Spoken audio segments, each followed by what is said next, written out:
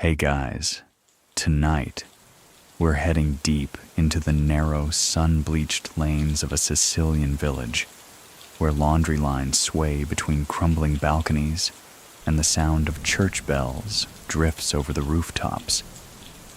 The air smells of bread from a wood-fired oven, and the cobblestones are warm from a day under the Mediterranean sun. It's here that a boy named Giovanni Stanfa, John to the Americans who would one day know his name, takes his first steps into a life that will carry him far from these streets. You probably won't survive this one if you're expecting a gentle bedtime stroll through history. This is the prologue to a bloody era in Philadelphia's underworld. So, before you get comfortable, take a moment to like the video and subscribe, but only if you genuinely enjoy what I do here. And if you're listening right now, drop your location and local time in the comments. I'd love to know where you are in the world as we begin. Now, dim the lights. Maybe turn on a fan for that soft background hum, and let's ease into tonight's journey together. The Stanfa family home stands at the edge of the village, where cultivated fields meet dry hills patched with wild thyme and scrub olive trees. His father works long days in a trade that depends more on reputation than on invoices, and his mother keeps the family bound together through routine, meals at the same hour, prayers before bed, and an unspoken rule that gossip about neighbors never leaves the house. Sicily in the mid-20th century still carries the shadow of war. Men gather at the cafe to talk politics in guarded tones, and women carry baskets to the market, keeping one ear on the price of tomatoes and the other on who is standing too close. John's earliest memories are marked by this dual rhythm: warm family life in the home, and outside, a quiet awareness of who holds power and how it is wielded. In a village like this, power isn't shouted from the rooftops. It's measured in favors granted and debts owed. Even as a boy, he notices how a man who controls the flow of goods or the mediation of disputes is treated differently. It's not about what is said aloud, but what is never questioned. School is a low, stone-walled building that smells faintly of chalk dust and damp. He's bright enough, but he doesn't linger over books when the real education is taking place outside, in the way shopkeepers speak to certain customers, or how a handshake can linger just long enough to signal a deal.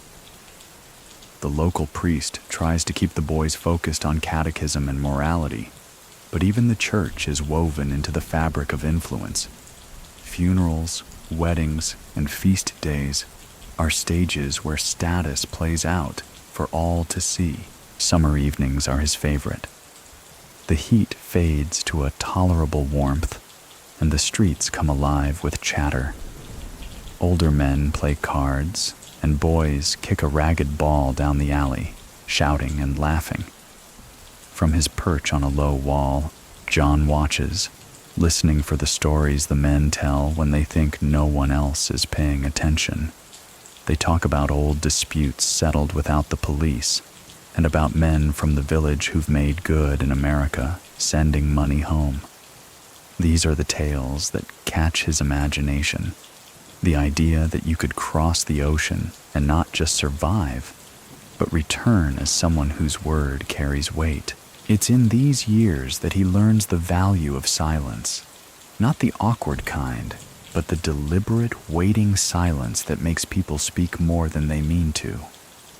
He starts to understand that listening can be more powerful than speaking, and that memory, knowing who said what and when, can be a kind of currency. His mother worries about his tendency to wander and watch rather than join the games. She warns him about curiosity, saying it's a dangerous trait if it strays into other people's business. But John senses that other people's business is where the real life of the village flows. He doesn't yet know the word for it, but he's learning an instinct that will serve him decades later in a very different city. One evening, while sitting on the steps outside their home, he overhears a heated exchange between two men about a shipment gone missing. It's not unusual for goods to be redirected in transit, but the tension in their voices is sharp enough to draw the attention of passers-by. John notices how quickly one of the men's tones softens when a third figure steps out of the shadows, a man in a well-pressed suit, out of place among the rough jackets and work shirts. No one raises their voice after that, and the argument dissolves with handshakes. The suit leaves without a backward glance, but the lesson stays. The one who commands respect doesn't have to shout. By the time he's a teenager, the world outside the village is pressing closer. News arrives about relatives in the United States who've opened businesses, some legitimate, some less so. There are letters with promises of opportunity and occasional photographs, grainy black and white glimpses of smiling men in wide lapel jackets standing next to gleaming cars. To a boy whose world has been bounded by olive groves and sea wind, the lure is undeniable. He begins to help his father more often, carrying small packages to other towns, delivering envelopes to men who greet him warmly but never invite him to stay. The errands are small, but they pull him deeper into a network where trust is earned slowly and mistakes are remembered forever. One of these trips takes him to the port, where the smell of tar and salt water is thick in the air, and where he sees for the first time the massive ships that connect Sicily to the wider world. He lingers, imagining what it would be like to be on board, watching the shoreline fade. In the village, change comes in whispers. A man leaves suddenly, a family moves into a bigger house, the price of bread rises for reasons no one explains. John watches it all, piecing together patterns. He doesn't yet know how, but he is certain that his life will not end here. There's an inevitability in the way he studies departures, as if every boat leaving the harbor carries a seat with his name on it. And somewhere in those years, the boy who sat quietly on a low wall grows into a young man whose gaze is steady and whose silences are calculated. In Sicily, that's the first step toward being taken seriously. The first whispers of ambition arrive quietly, like the sea breeze that slips into the village streets at night. John is no longer the boy perched on a low wall. He's a lean young man with calloused hands, an eye for detail, and a restlessness that his parents can't quite soothe. His father notices it in the way John lingers when talk in the cafe turns to America, or how he listens too intently when older men mention opportunities across the ocean. In post-war Sicily, ambition is a slippery thing. For some, it means working harder in the fields, saving for a better roof over the kitchen. For John, it's something different, less about the land beneath his feet and more about the horizon. He understands the honor in his father's work and the steady rhythm of village life, but he also sees its limits. The most respected men here are either bound to the land or bound to an older code of influence, one that extends far beyond the mayor's office or the parish priest.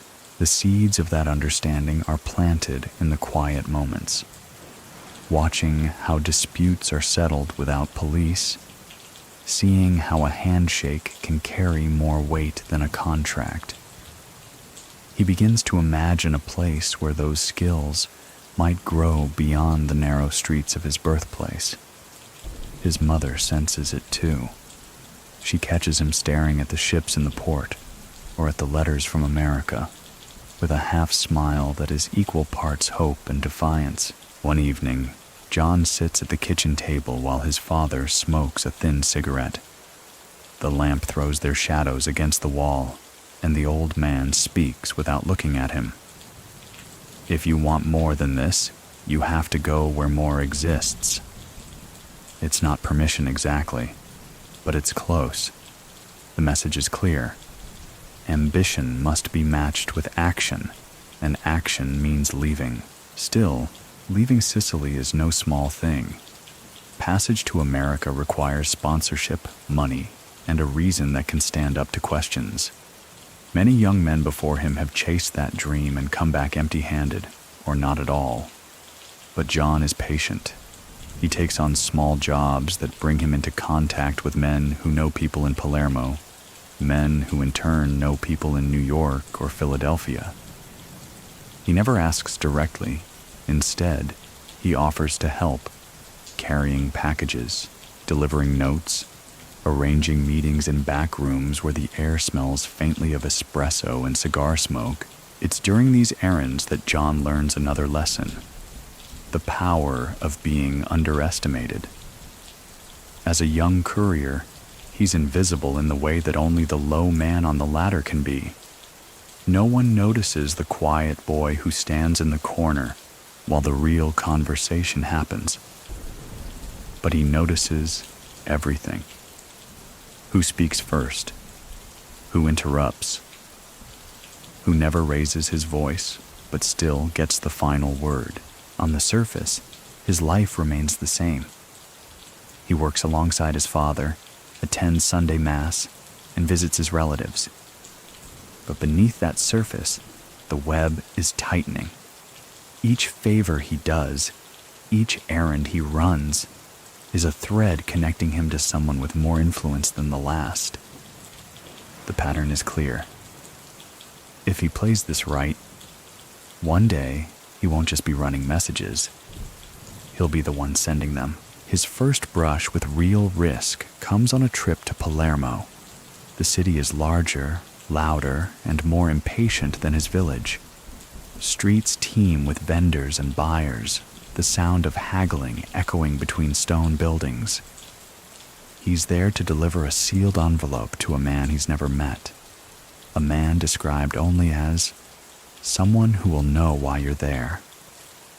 The instructions are precise. Take the early train, wear a dark jacket, and do not linger after the exchange. The meeting takes place in a crowded cafe. The man who greets him has sharp eyes and a smile that doesn't reach them. They exchange only a few words before the envelope disappears into the man's coat. Then, as if to test him, the man says, "If anyone asks, you never saw me." It's a simple sentence, but it carries the weight of a contract. John nods, understanding without fully grasping the stakes. Back in the village, he tells no one about the trip. Not his friends, not his parents. The secrecy feels natural, even comfortable. It's in that silence that he realizes ambition isn't only about what you're willing to do, but also about what you're willing to keep to yourself. Months pass, and John's network of connections grows. He's still just a young man in the eyes of the village, but in certain corners of Palermo, his name is starting to be recognized. Not with respect yet, but with familiarity. And in places like this, familiarity is the first step toward opportunity. One afternoon, while delivering another message, he overhears two men discussing Philadelphia. They talk about it like it's a world apart, a city where Sicilian families have carved out territory and influence, where men who once walked these same streets now run restaurants, construction companies, and other enterprises with less public names. The way they speak makes it sound like a place where a man can reinvent himself entirely.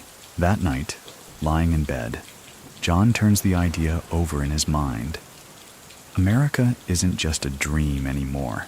It's becoming a plan. He doesn't yet know how or when, but he knows this.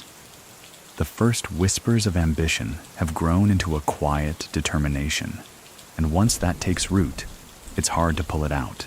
By the time John finally sets foot on the docks of Philadelphia, the city feels both foreign and familiar. The salt in the air reminds him of the Sicilian coast, but here it mixes with the smell of diesel fumes, roasted chestnuts from a nearby cart, and the heavy scent of a city that never truly sleeps. Towering buildings blot out much of the sky, and the streets hum with a constant undercurrent of movement. Cars, streetcars, and the chatter of countless languages layered over one another. It's the late 1960s, and South Philadelphia is still very much an immigrant enclave. Italian flags hang in shop windows, groceries display pyramids of fresh tomatoes, and cafe doors swing open to reveal men in tailored suits, sipping espresso, as if they never left Palermo. But beneath that warmth of familiarity is a different current, one that's sharper and far more dangerous. Here, the old codes have crossed an ocean, but they've adapted to a new landscape, one ruled not just by tradition, but by opportunity and competition in equal measure. John's first steps are small. A distant cousin meets him at the port and takes him to a row house on a narrow street where laundry flaps between buildings. He's given a room upstairs and a job sweeping floors at a bakery, the kind of place where the owner greets customers in English but switches to dialect when speaking to certain men in the corner booth. It doesn't take long for John to realize that the bakery's busiest times aren't necessarily when bread is sold, but when the back door opens to let in visitors who leave without buying anything. He keeps his head down, just as he did in Sicily, but his eyes stay sharp. The same rules apply here. Watch, listen, remember. In Philadelphia, respect is earned through loyalty and a willingness to do what's asked without question. And though he's starting from the bottom again, he's learned enough to know that those at the bottom often see the most. The city offers more than just work. It's a place where opportunity moves quickly, and John has a talent for being in the right place at the right time. When a delivery driver for the bakery falls ill, John volunteers to take his place for a few days. The route winds through neighborhoods dense with row houses, corner bars, and storefronts that double as meeting spots for men with names that carry weight. At one such stop, a man in a dark overcoat pulls him aside and asks a simple favor. Drop off a small package 2 streets over, no questions asked. John doesn't hesitate. It's not a dramatic moment, but it's a beginning. From there, other small requests follow, picking someone up from the train station, carrying a message, making introductions. The bakery job becomes less about bread and more about access. He learns the names and faces of men who operate construction crews, gambling operations, and import businesses. He also learns who's connected to Angelo Bruno, the man everyone calls the Gentle Don. Bruno's reputation reaches John before they ever meet. He's known for keeping violence low and business steady, for preferring conversation over confrontation. In a city where ambition often outpaces patience, Bruno stands out as a man who plays the long game. To John, this is both intriguing and instructive. Many people still think that leaders like Bruno owe their power solely to fear, but John sees something else, a skill in reading people, in keeping allies close and enemies just close enough to manage. So what do you think? A ruler by charm or by calculation? It's through a series of chance encounters, though John knows better than to believe in pure chance, that he's finally brought into Bruno's orbit. The introduction is brief, in a back room with a few other men present. Bruno's handshake is firm but unhurried, his eyes assessing without being cold. He doesn't ask John many questions, but John leaves with the sense that he's been noted, filed away for possible use later. For now, John keeps his role small. He's not here to draw attention. He's here to learn the terrain. And in Philadelphia's underworld, the terrain isn't marked on any map. It's defined by relationships, debts, and the invisible borders between crews. He studies these as carefully as a cartographer, knowing that one wrong move across a line could end more than just his prospects. Evenings often find him back at the bakery, sitting at the counter with a cup of strong coffee, listening to the ebb and flow of conversation. Sometimes it's about sports or politics, but just as often it's about who got what contract, who's behind on payments, or who might be making a move without permission. Every name, every scrap of detail is stored away. Philadelphia is a bigger stage than Sicily, but the same rules apply. Know when to speak, know when to keep your mouth shut, and understand that trust, once lost, is rarely regained. John isn't yet a player in this game, but he's already positioning himself for the day when he will be. Building quiet alliances in Philadelphia requires more than showing up. It demands a kind of social patience that most young men don't possess. John does. In the first years after his arrival, he makes it a point to never press too close to power too quickly. Instead, he works the edges, cultivating relationships with men who are 1 or 2 steps removed from the top. They're the soldiers, the trusted drivers, the ones who handle the day-to-day errands no one writes about in the newspapers, but that keep the entire structure upright. He learns their rhythms. Some prefer to talk over a hand of cards, others during a smoke break outside a social club. He offers help without keeping score, dropping someone off, making a delivery on short notice, covering for a missed appointment. The work is small, but consistent, and consistency is the currency of trust. One of his first real connections is with a man named Sal, a mid-level figure whose loyalty to Bruno is unquestioned. Sal has a weathered face and the kind of voice that always sounds like it's carrying a warning, even when he's telling a joke. John meets him on a bakery delivery route where Sal is leaning against the wall outside a pool hall, smoking. A casual offer to bring in a box of pastries for the men inside turns into a longer conversation about Sicily, about family, and about how different America feels when you first arrive. Over time, Sal becomes something like a gatekeeper for John. He doesn't vouch for him outright. Such things take years, but he does open doors that would otherwise stay shut.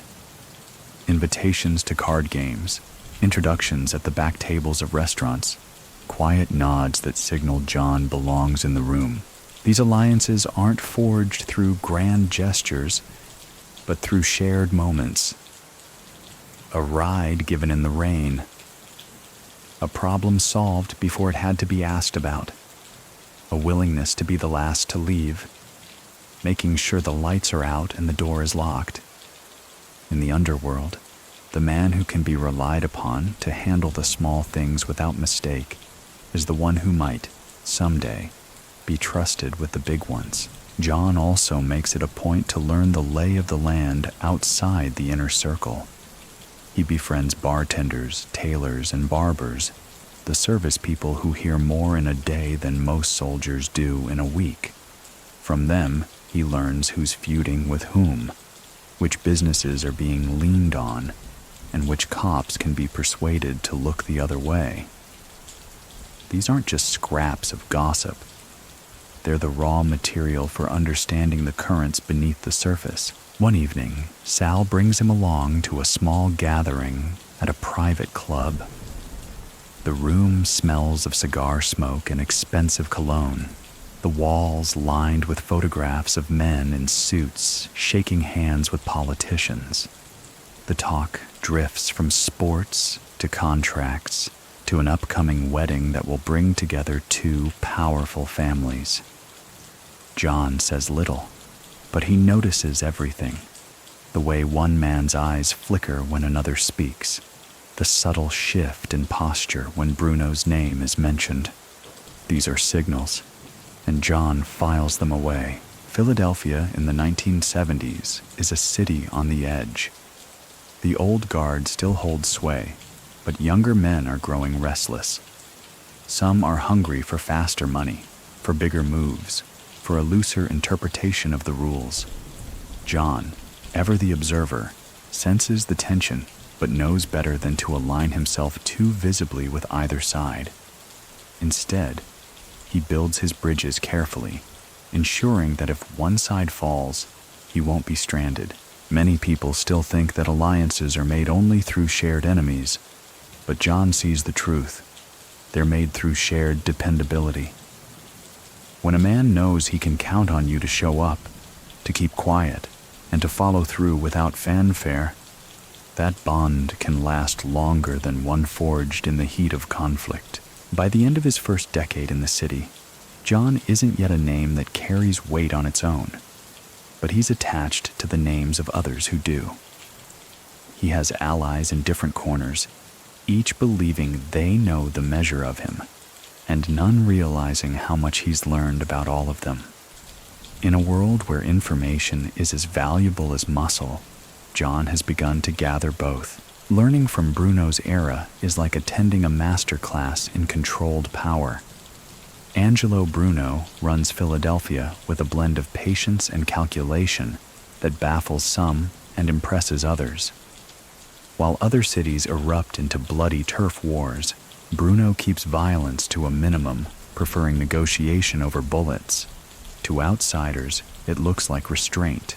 To insiders, it's strategy, a way to keep the money flowing without drawing too much heat from law enforcement. For John, this is a revelation. In Sicily, he'd seen authority exercised through quiet influence, but here he witnesses a refined version of that art. Bruno's reign shows him that the loudest man in the room is rarely the one in charge. Real power is the man whose voice is steady enough to end an argument without raising it. He sees this firsthand during a dinner at a corner restaurant, one of those places where the best tables are always at the back, and the waiters know better than to interrupt. A dispute has flared between two crews over construction kickbacks. The younger hothead involved is eager to prove himself and is talking over everyone. Bruno listens without interruption, sipping his wine. When he finally speaks, it's in a tone so even that the room seems to lean in to catch every word. By the end, the hothead is nodding. The tension has evaporated, and both sides leave with a compromise that benefits everyone.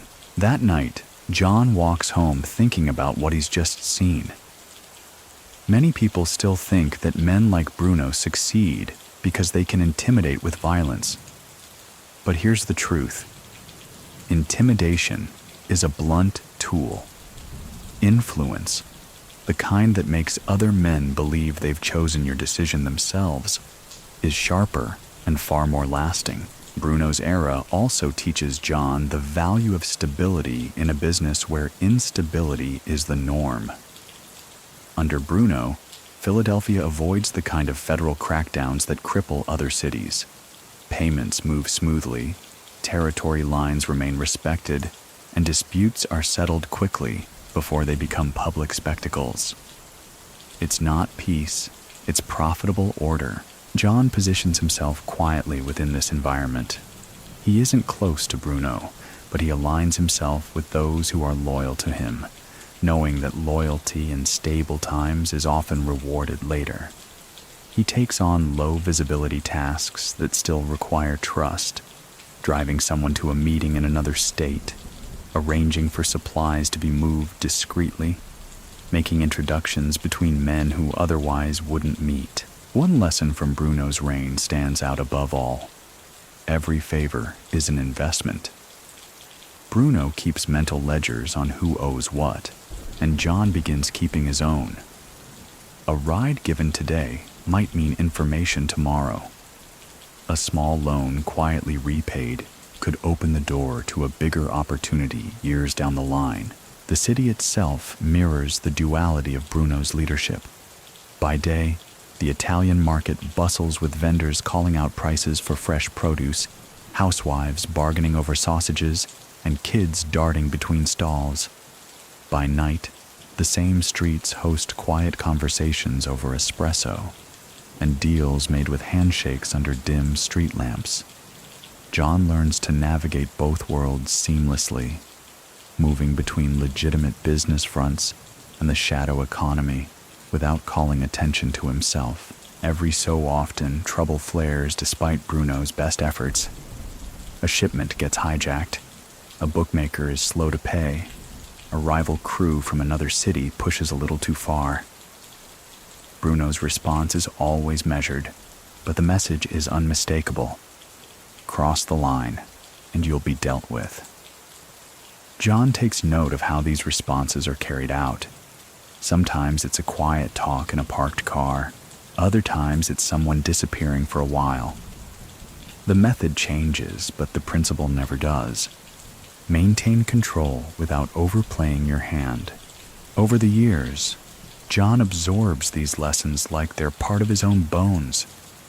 He's learning not just how to operate in Philadelphia, but how to run it, though that's a thought he keeps locked away for now. Ambition is dangerous when it's visible, and he knows his time hasn't come yet. Still, late at night, walking the quiet streets back to his apartment, he can't help but imagine what it would be like to sit where Bruno sits, to hold that balance between fear and respect, to shape the city's underworld with nothing more than a look and a word. Surviving the power vacuum after Bruno's assassination is like walking through a room where the floorboards have been loosened. Every step could drop you into trouble. The night of March 21st, 1980, changes everything. Bruno is shot in the back of the head while sitting in his car outside his home, the gentle order he maintained collapsing in an instant. By morning, the city's underworld feels different. Conversations are shorter, eyes are sharper, and every handshake comes with the silent question, whose side are you on now? For John, the shift is immediate and dangerous. In Bruno's world, he'd carved a small but steady role, trusted enough for discreet tasks, connected enough to be useful without drawing heat. Now, with the dawn gone, the stability that protected men like him vanishes. Those in Bruno's inner circle are scattered, some scrambling for position, others fleeing before the inevitable storm. The first lesson in the vacuum is that neutrality is a myth.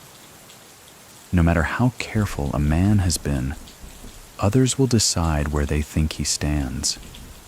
John knows this and keeps his movements minimal, his face out of rooms where decisions are being made too quickly and tempers are too short.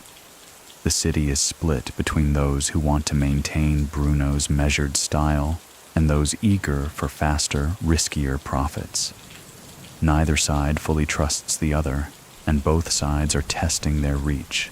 In the weeks that follow, rumors spread like spilled wine, names whispered as possible successors, alliances hinted at in the choice of who sits next to whom in a cafe. John watches these developments closely, but from a deliberate distance. Being too eager now would be suicide. The men making the loudest plays are also painting the biggest targets on their backs. The violence begins quietly. One man found in an alley, another disappears after leaving home for a meeting. But soon, it's unmistakable. The streets that Bruno kept calm now echo with the crack of gunfire, and each killing deepens the fractures. Many people still think that chaos benefits the ambitious, but John sees the truth. Chaos swallows more than it feeds. The smart move is to keep breathing until the dust settles. It's during this time that John proves his value to those willing to notice. He becomes a discreet messenger between factions that don't want to be seen meeting, a role that requires both trust and deniability. He delivers offers, warnings, and sometimes carefully crafted lies, never altering the message, but always noting the reaction. In these tense months, information is worth more than cash. One evening, he's summoned to meet with an old ally of Bruno's, a man who doesn't trust the new wave of leaders. Over a glass of wine, the man leans in and says, "You survive this, you'll be someone worth listening to." It's not a promise, but it's enough to remind John that his patience might one day pay off. Still, there's no denying the danger. On more than one occasion, he changes his route home after sensing he's being followed. He starts sitting with his back to the wall in cafes, scanning every face before letting his guard down even slightly. Sleep comes in shallow stretches, interrupted by the worry that the wrong knock at the door could end everything. By the year's end, the Philadelphia mob is a fractured landscape, rising leaders trying to consolidate power, old loyalties strained to breaking, and law enforcement watching the chaos like fishermen waiting for the tide to bring the catch in close. John is still standing, but he knows the next moves will decide whether he remains a survivor or becomes a casualty.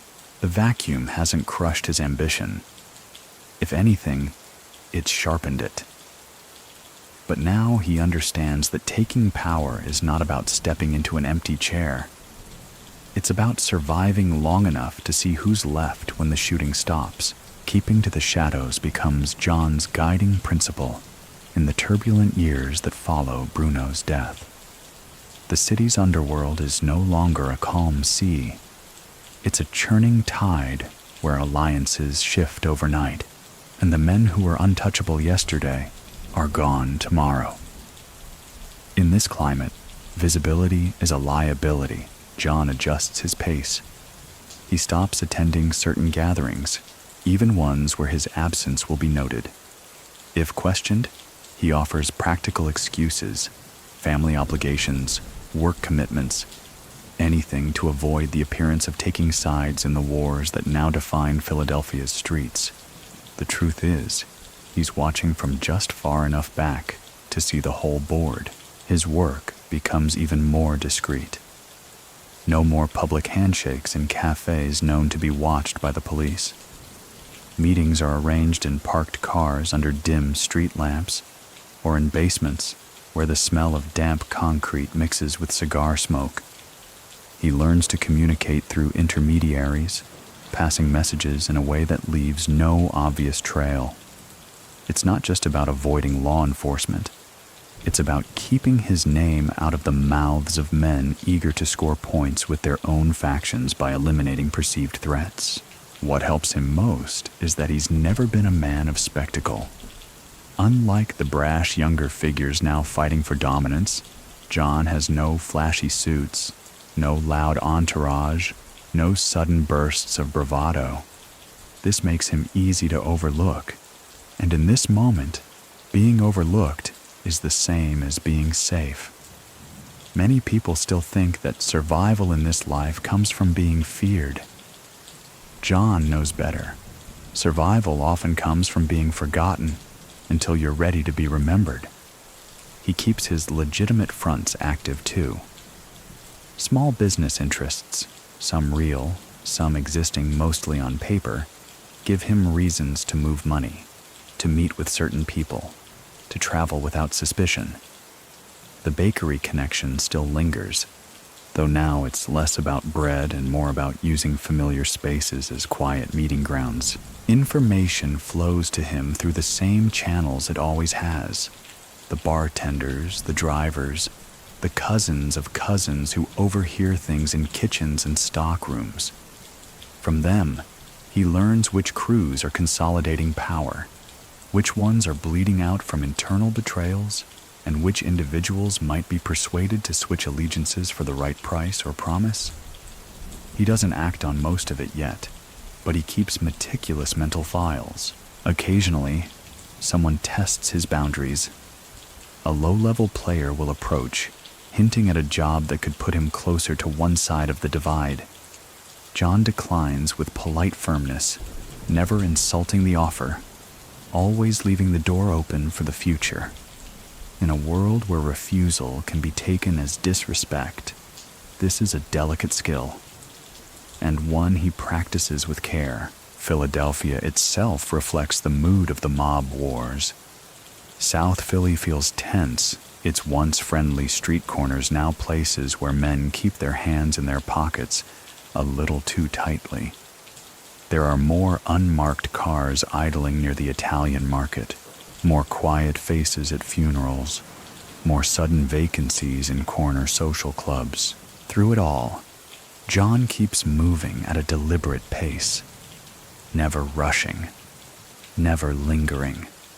He lets others burn themselves out in the pursuit of quick glory, knowing that when the dust finally settles, the men left standing will need someone who can bridge the gaps, someone untainted by reckless plays. Late at night, in the quiet of his apartment, he thinks back to Sicily, how the most respected men there weren't always the ones in the newspapers, but the ones whose influence was felt in decisions made far from the public eye.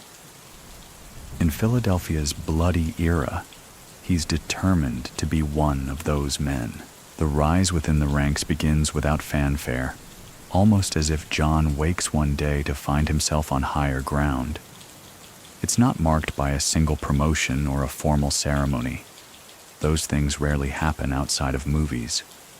Instead, it comes in the form of subtle shifts, the caliber of the men who call him, the weight of the favors he's asked to handle, the way conversations pause when he speaks. It starts with small expansions of trust. A bookmaker needs a problem resolved quietly, a stubborn customer who thinks debts can be negotiated down with charm. John steps in, speaks to the man once, and the debt is paid in full within the week. No threats, no spectacle, just the right words in the right tone. The result earns him not just thanks, but a recommendation to others who value discretion over dramatics. Soon after, a mid-tier crew leader asks him to manage a delivery route temporarily while a trusted driver recovers from an accident.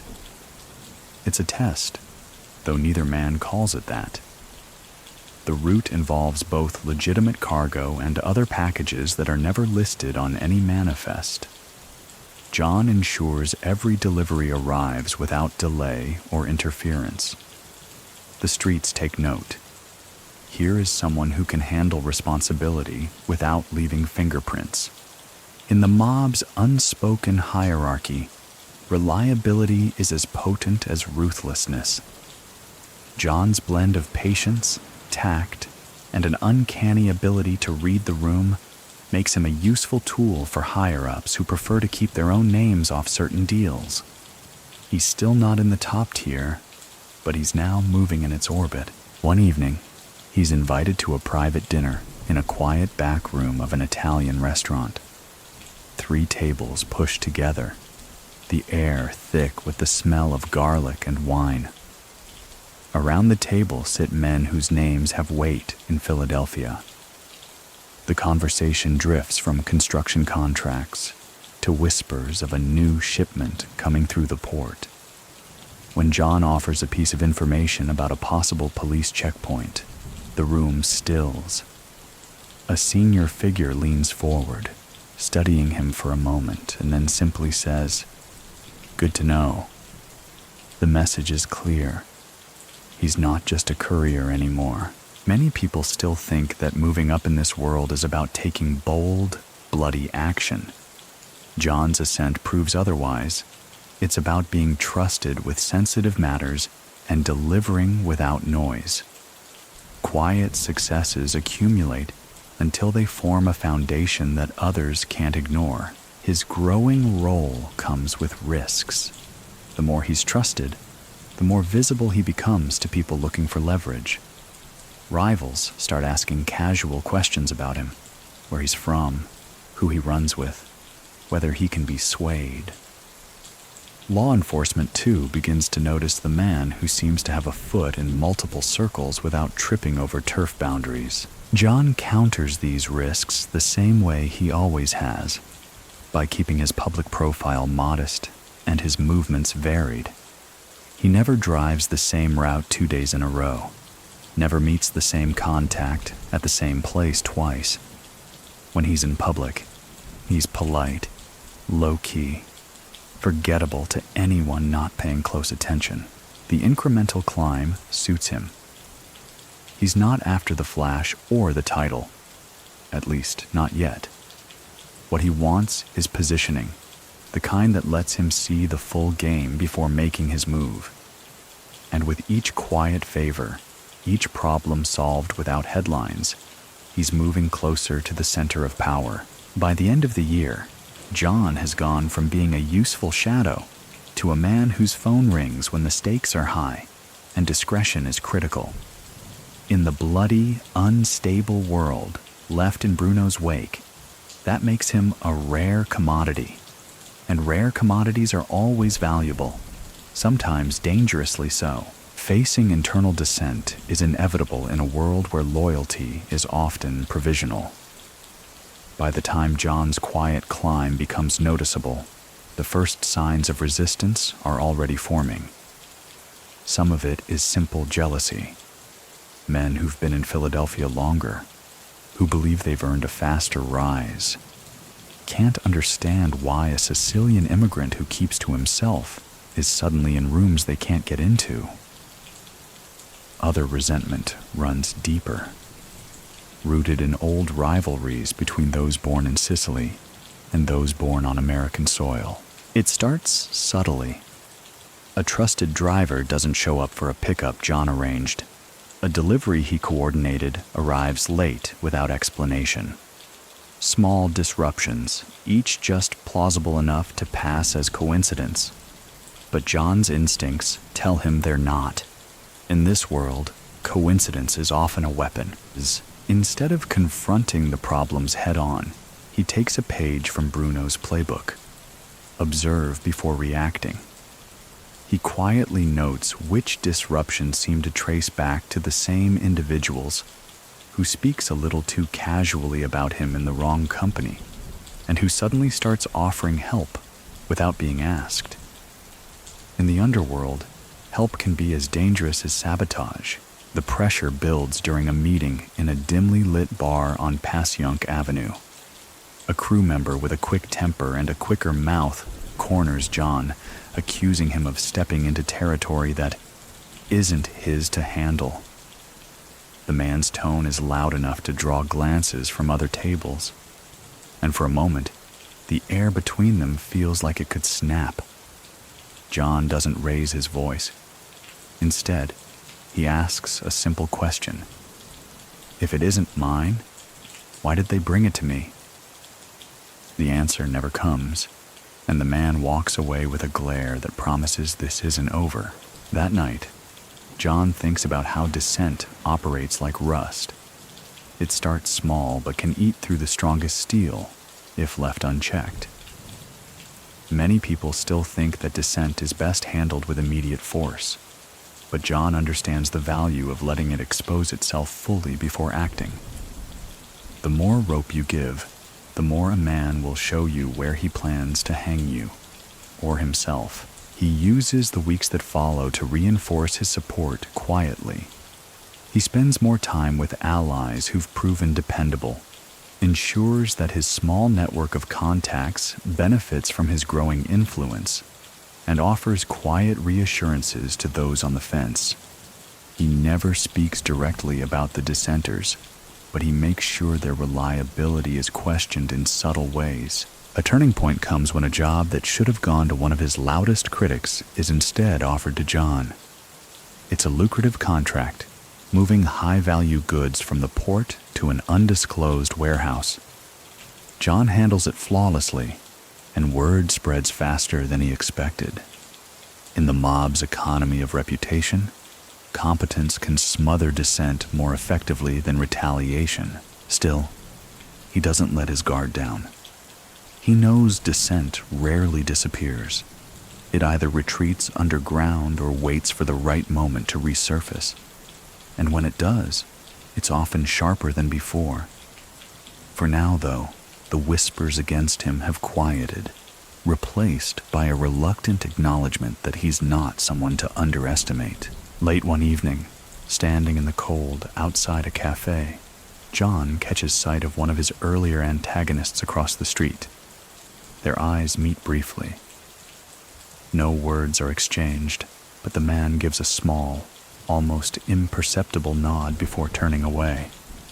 It's not friendship, not even peace, but in this world, it's enough to mark a temporary truce. A strategic marriage is often more than a union of two people. It's the binding of two networks, two spheres of influence, two sets of unspoken agreements. For John, marriage becomes a calculated step, one that will anchor him more firmly in Philadelphia, while also broadening his reach. By the time the idea takes root, he's already learned that blood ties and family connections can open doors faster than reputation alone.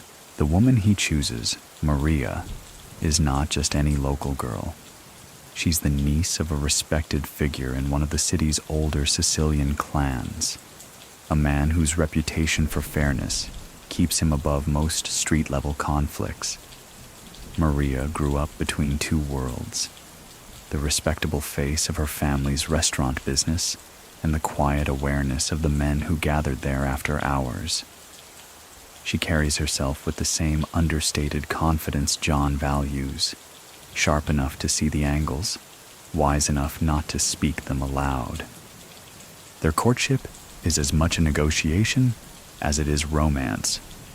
Sunday dinners with her family become subtle vetting sessions, with uncles and cousins watching John closely, weighing his manners, his stories, the way he talks about his work without revealing too much.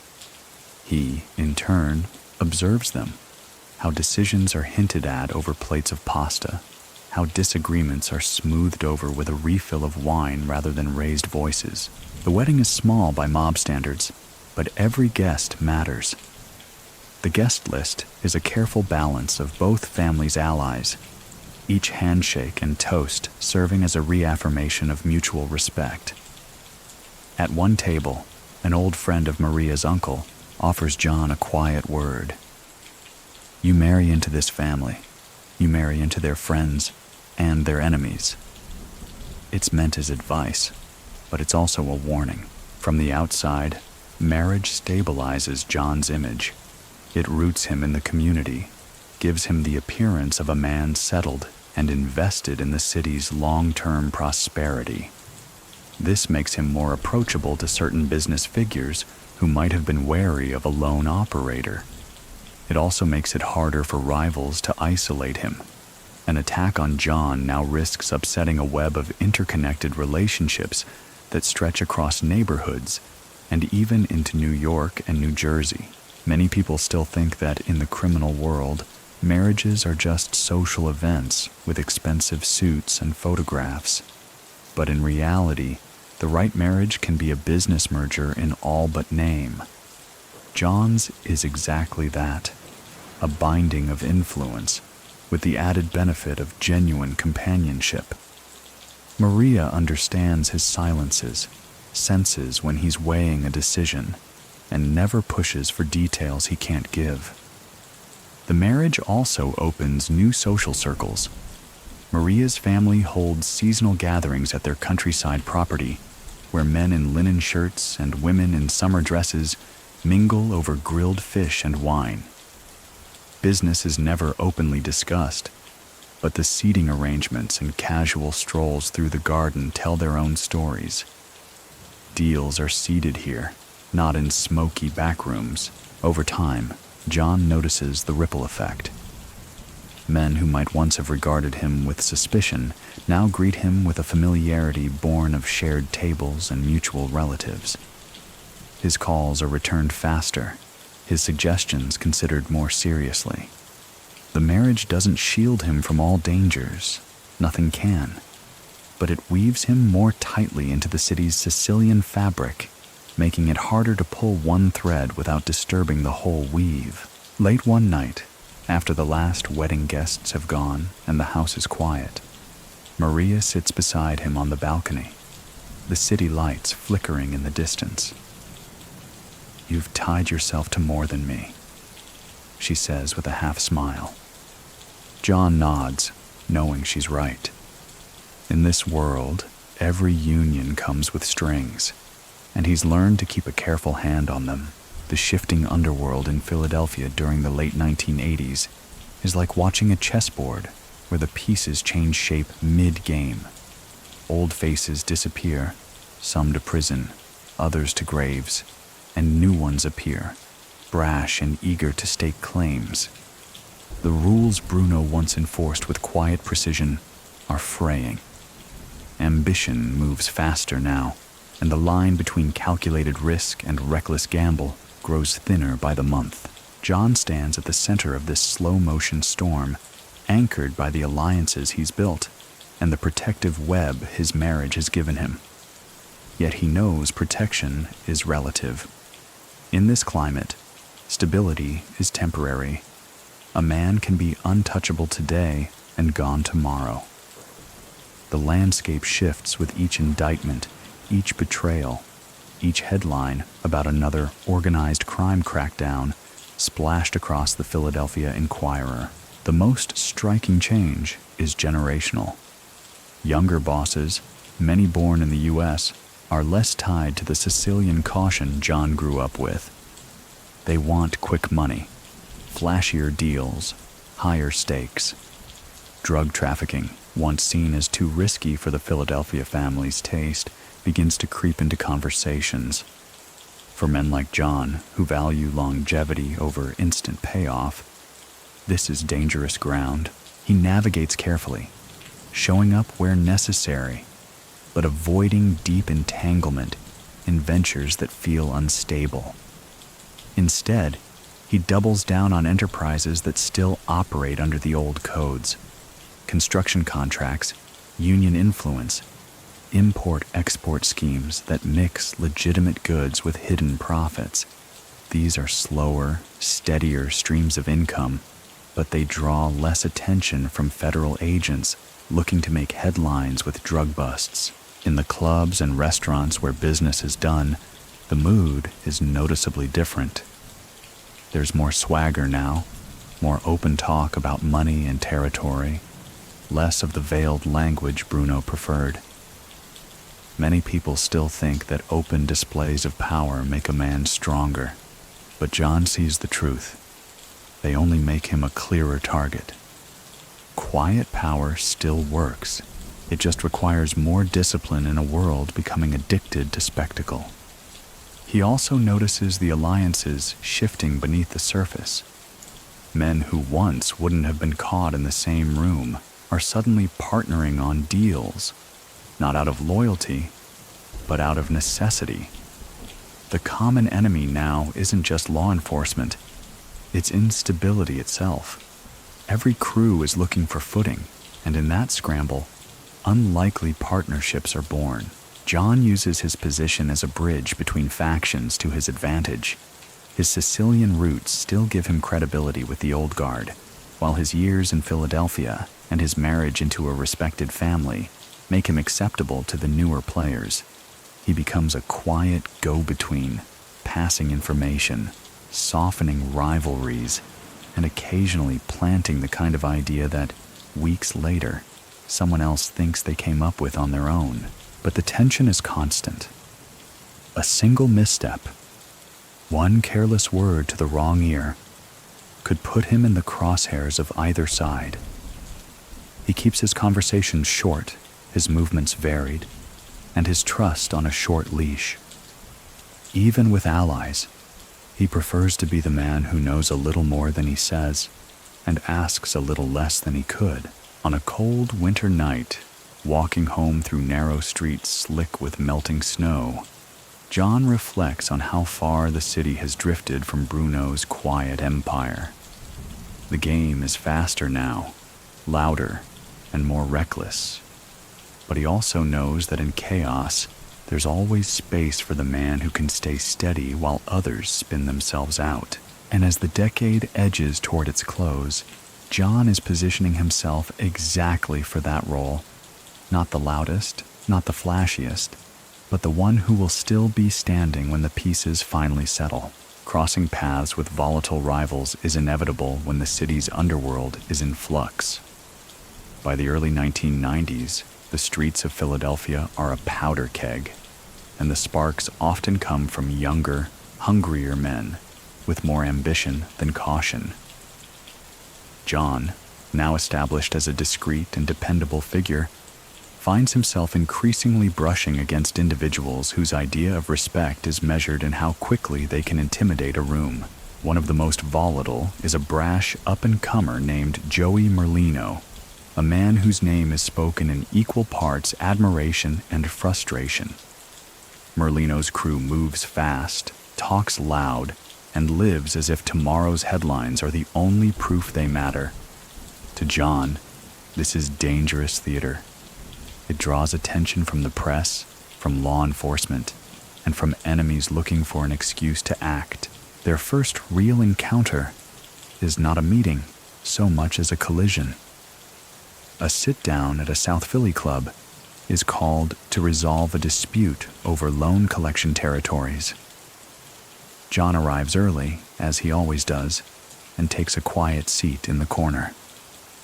When Merlino enters, the energy in the room shifts. Laughter a little too loud, steps a little too quick. Merlino spots John, smirks, and says something under his breath to a companion that earns a few chuckles. John doesn't respond. In this world, silence can be the sharper blade. The conversation that follows is tense. Merlino wants a larger share of certain neighborhoods, arguing that his crew can move faster and keep everyone in line. John listens, his expression unreadable, then counters with a measured observation about stability and predictability in revenue streams, points that appeal to the older men at the table, if not to Merlino himself. It's not a victory exactly, but it's enough to keep the lines from being redrawn in ways that would undermine John's position. These encounters become more frequent. Sometimes they're direct, face-to-face negotiations where John's calm is tested against sharp words and quick tempers.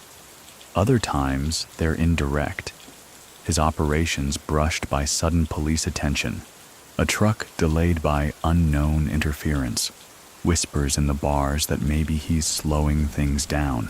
Many people still think that standing up to volatile rivals requires matching their volume and their aggression. John knows better.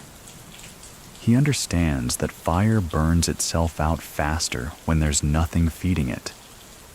Instead of retaliating publicly, he reinforces his own alliances quietly, making sure that any move against him would ripple far beyond its intended target.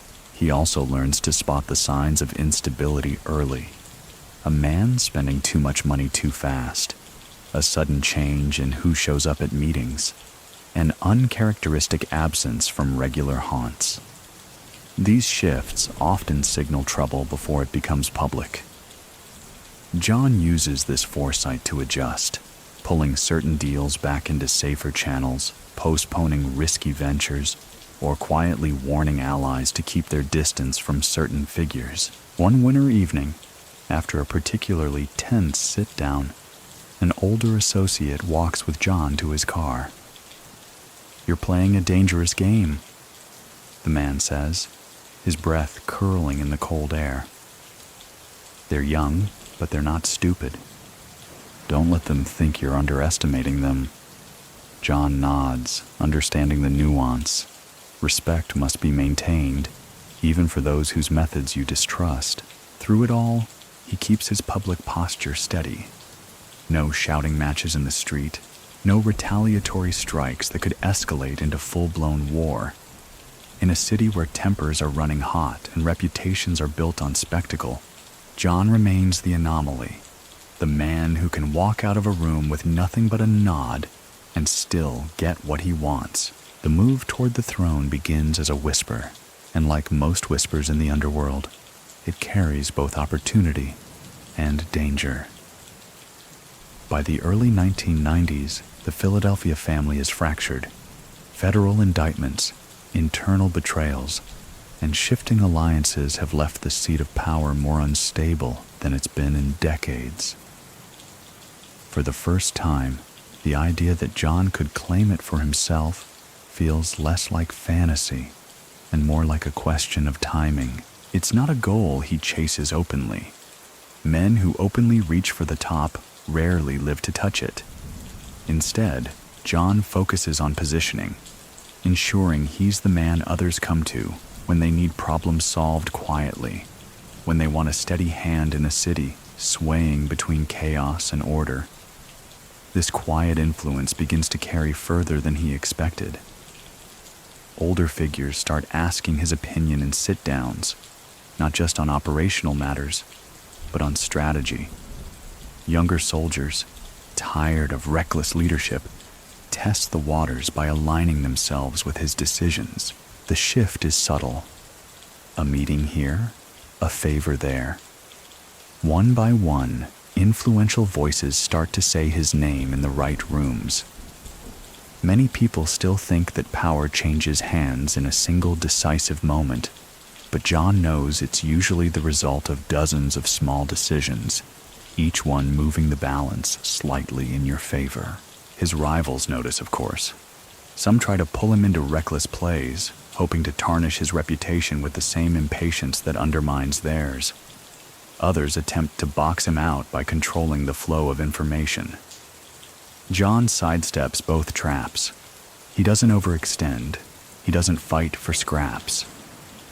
He focuses on the big picture, long-term control over key revenue streams and the loyalty of men who can keep their mouths shut.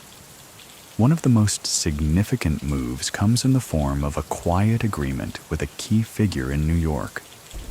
The arrangement ensures that certain shipments pass through Philadelphia without interference, giving John leverage over anyone in the city foolish enough to disrupt them. It's a deal built not on bravado, but on trust and mutual benefit, two commodities far rarer than cash in this business. The more he consolidates influence, the more the idea of his leadership gains traction. Not everyone supports it. Some see him as too cautious, too rooted in the old ways. But in a climate where caution is suddenly looking like the smarter bet, his restraint becomes an asset. Late one evening, during a private dinner in a dimly lit back room, an older capo leans across the table and says quietly, "If you wanted it, you could have it.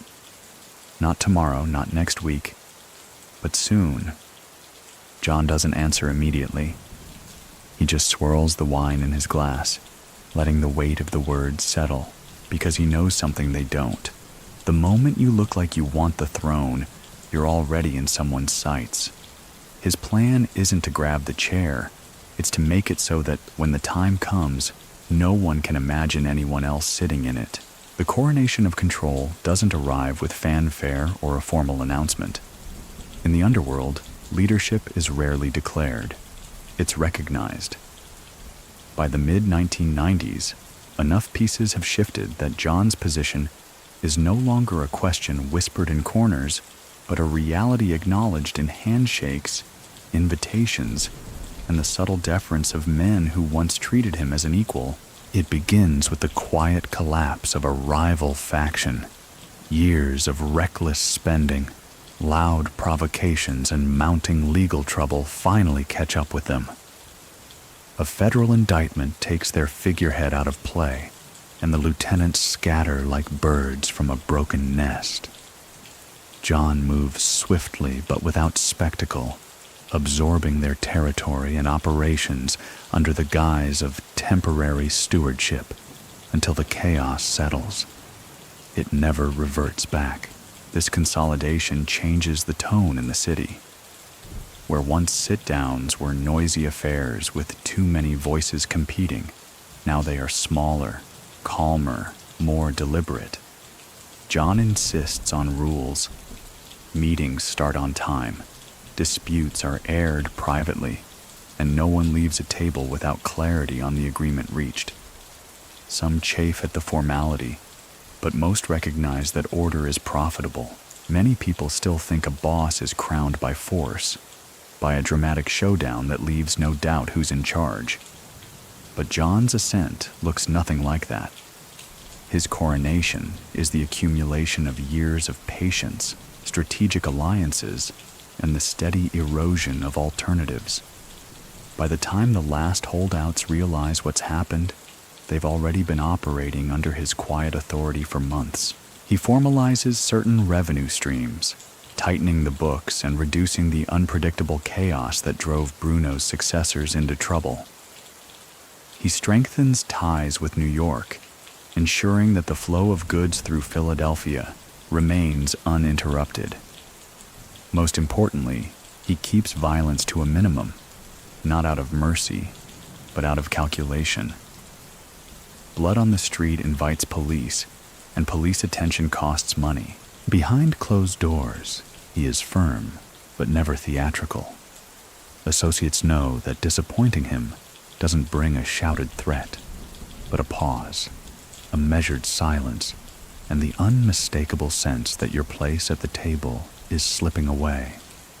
Fear of exclusion in John's hands becomes a more potent tool than fear of harm.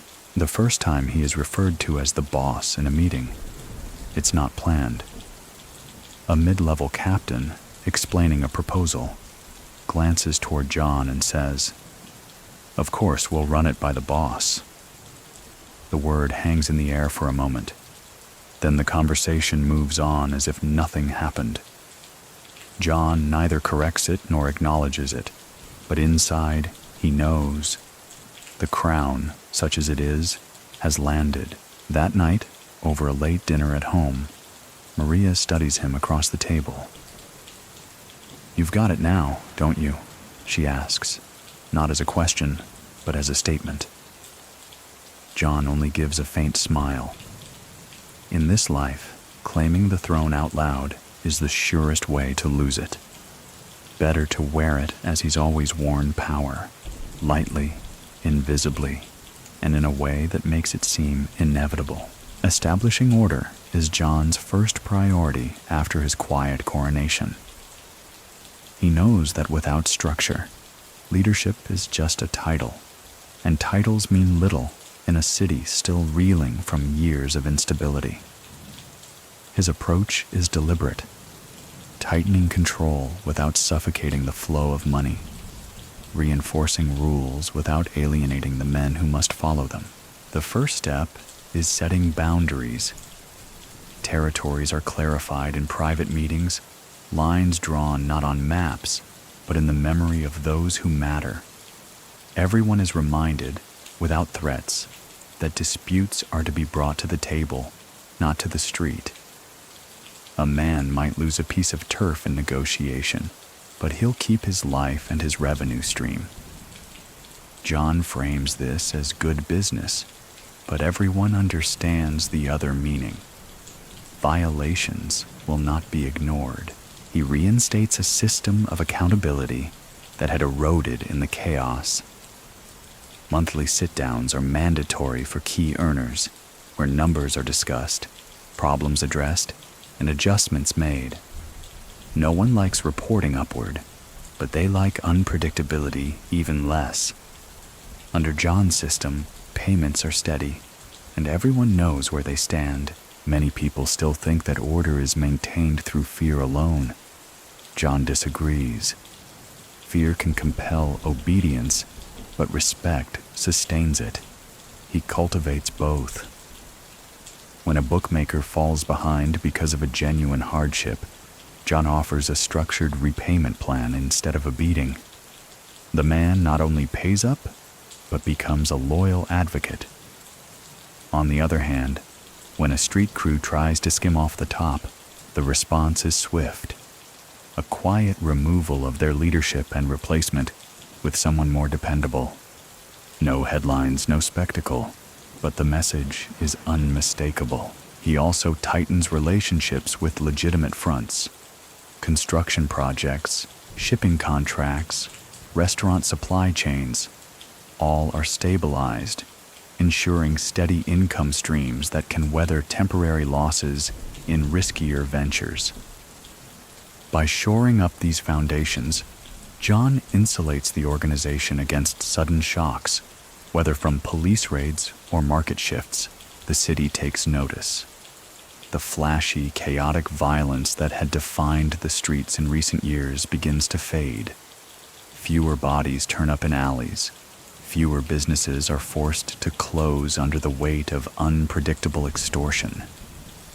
Even law enforcement grudgingly admits, off the record, that things have calmed down. Of course, calm in the underworld is never peace. It's simply a more controlled kind of storm. At home, Maria sees the change too. His hours are still long, but there's a steadiness in him now, a sense of moving with a plan, rather than reacting to fires. Over late-night coffee, she remarks, "You've turned a knife fight into a chess game." John just nods, knowing the game never truly ends. It only changes shape. By the close of his first year in full control, Philadelphia's criminal network is operating under a rhythm it hasn't known since Bruno's time. For John, that's not nostalgia. It's strategy. Order isn't just about preserving the past. It's about building a platform strong enough to survive whatever comes next. A city under tension is easy to recognize when you've lived through years of its shifting moods. By the mid-1990s, John can feel it in the air. Something brittle, stretched tight between the quieter order he's established and the simmering impatience of those who want faster, riskier profits.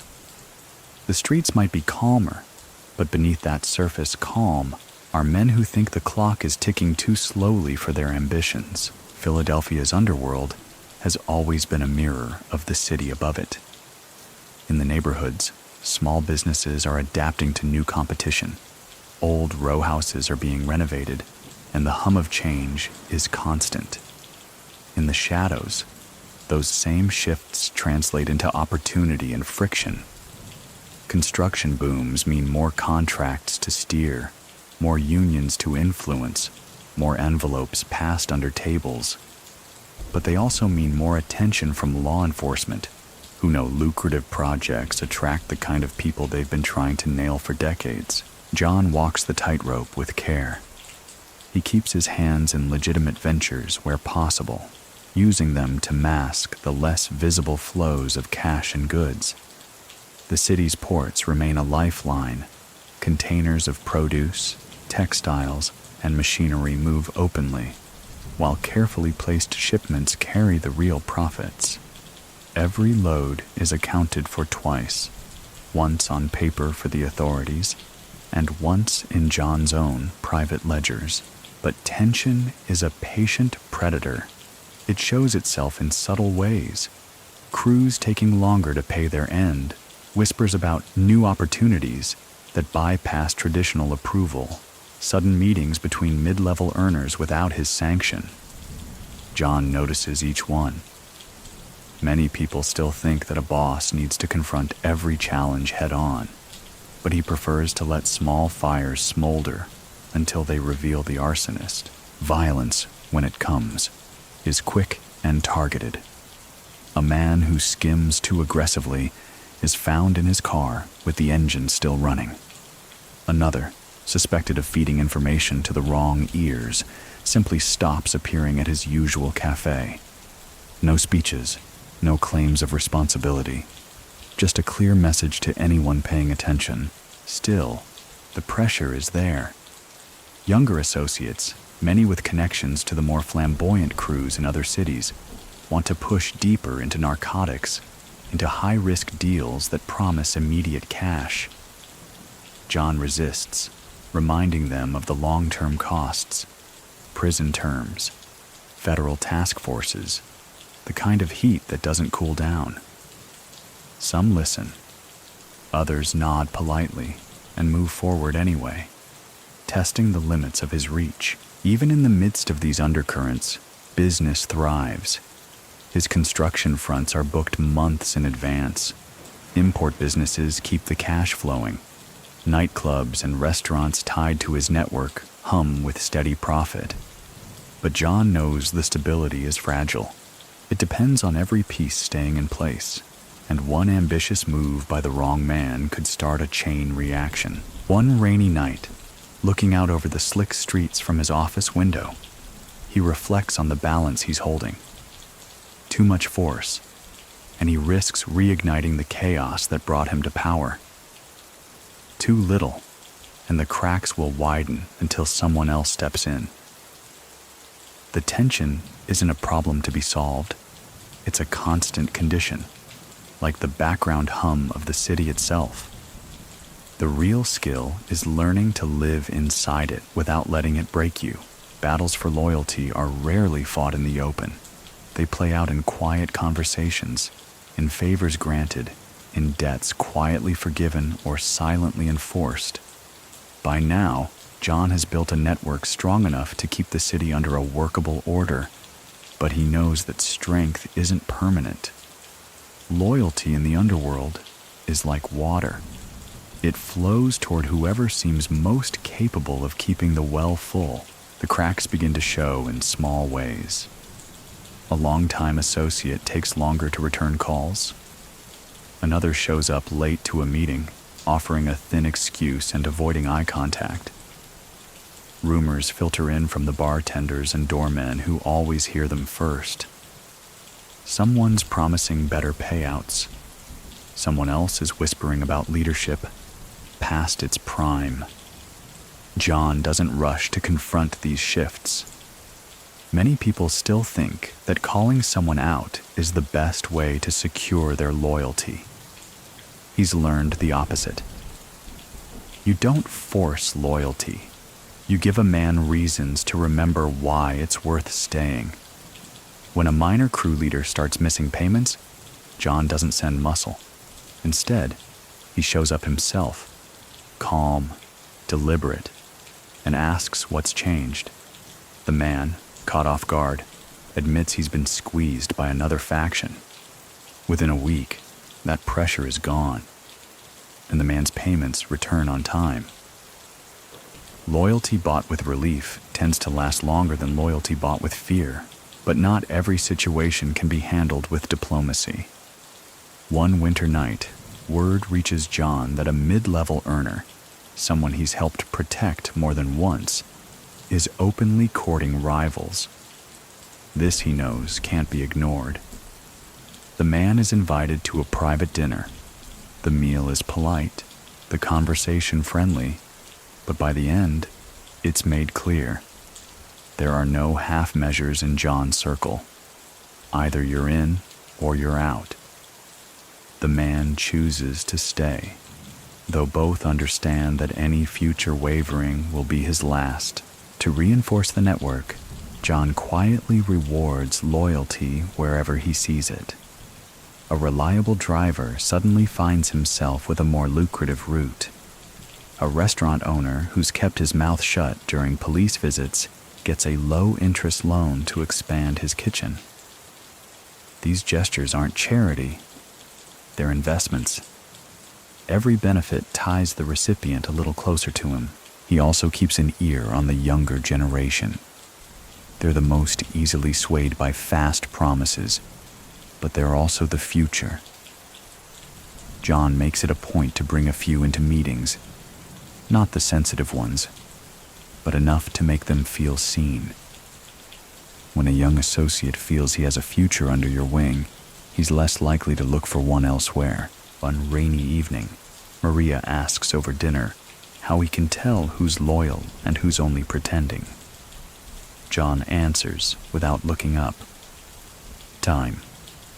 Loyalty's the one thing that can't fake itself for long, and in the months that follow, time proves him right. A handful drift away, chasing bigger payouts and flashier leaders. Most stay, tied by the web of trust, fear, and mutual gain that John has been weaving for years. The battles for loyalty never truly end, but as long as he's the man who can offer both stability and opportunity, he knows the balance will stay tipped in his favor. Blood on the sidewalks is never part of John's plan, but by the mid-1990s, the war with the Merino faction is unavoidable. For months, tensions have been building, small provocations, subtle pushes at territorial boundaries, whispered accusations that certain payments are being diverted. John's preference for control through measured influence meets its first true test when those whispers turn into open defiance. It starts with an incident in South Philly. A trusted associate of John's is ambushed outside his own bar, beaten badly enough to land in the hospital. No one claims responsibility, but the message is clear. Within days, one of Merlino's younger men is found in his car, engine still running, slumped over the wheel. Again, no one claims responsibility, but everyone knows the score. The rules of quiet order have been shattered, and the streets are watching to see how far it will go. John moves cautiously. Many people still think that when war comes, you answer with maximum force. But full-scale bloodshed attracts too much attention. From police, from the feds, from every opportunist looking to carve off a piece while both sides are distracted. Instead, he opts for precision. Selective strikes replace open shootouts. A truckload of contraband belonging to a Merlino ally disappears before reaching the docks. A bookmaker suddenly finds himself unable to collect on half his debts because word has gone out that his bets won't be honored. The psychological pressure mounts. Meetings in neutral territory turn tense, conversations clipped, and eyes watchful.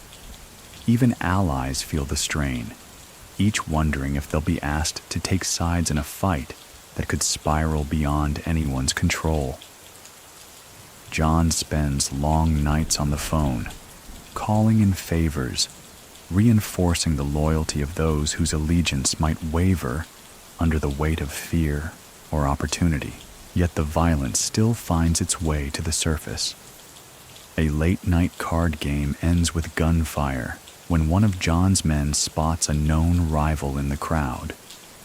A neighborhood bar that's been friendly to his crew catches fire under suspicious circumstances. These moments feed the papers, each headline another reminder that the city is back in the throes of a mob war. Through it all, John maintains his composure. In public, he appears unshaken, even when the losses hurt. In private, he measures every move like a chess player, deciding which piece to sacrifice for the long-term win. He avoids being drawn into the kind of retaliation that would escalate beyond his control, preferring to let the other side overreach first. One evening, after a tense strategy meeting, Maria finds him standing on the balcony, cigarette in hand, staring out over the city. "How long can this go on?" she asks. John exhales slowly, the ember glowing in the dark. "Until they learn I can bleed them without firing a shot." Weeks later, an opportunity presents itself. A key Merlino ally is caught skimming from his own crew. John makes sure that news reaches the right ears, knowing it will cause fractures from within. By letting the enemy turn on itself, he buys space to pull his own people back from the brink. The sidewalks may be stained, but in this war, John's greatest weapon isn't the blood spilled. It's the patience to ensure that every drop weakens the other side more than his own. Surviving assassination attempts is something John never romanticizes. In the movies, A near miss becomes a badge of honor. In reality, it's a sign that the circle around you isn't as tight as it should be. The first attempt comes on a damp spring night, without warning. John's sedan is idling at a red light when a dark car pulls alongside. Two muffled pops cut through the hum of traffic, and the rear passenger window shatters. The bullets miss him by inches, one embedding in the headrest just behind his skull. His driver reacts instantly, swerving hard into an alley and killing the headlights. They sit in the dark for a long minute, the smell of burnt rubber mixing with the acrid tang of gunpowder. Neither speaks. The message is already understood. Someone was close enough to know his route, and bold enough to act on it. John doesn't rush to strike back. Many people still think the proper response to an assassination attempt is immediate retaliation, a show of strength meant to warn anyone else with the same idea. But John prefers to treat it as an investigation first. The shooters were good. They knew when and where to find him, but not good enough to finish the job. That means someone in his orbit is feeding information, but not necessarily someone in his inner circle. For weeks afterward, his routine changes. He takes different cars, switches drivers at random, and alters meeting locations at the last minute. He watches who complains about the inconvenience and who adapts without comment.